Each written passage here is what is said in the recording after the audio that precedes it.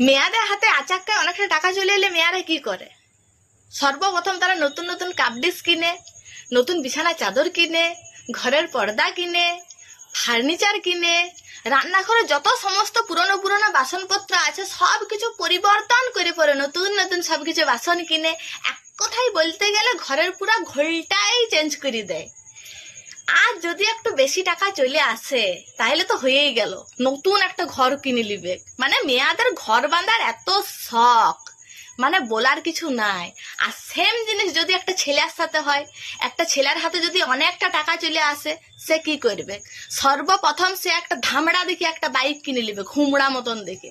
আর সেই বাইকটা কিনে ছেলেটার যে অ্যাটিটিউড, ও মা গো, মানে আমি কি করে লিয়েছি, আমি মানে সবাইকার মাথা কিনে রেখে দিয়েছি, আমি হচ্ছে বিশ্বকর্তা, আমি হচ্ছে সব, মানে আমার কাছে সবকিছুই ছোট, আমি হচ্ছে সবচেয়ে বড়, এরকম একটা অ্যাটিটিউড।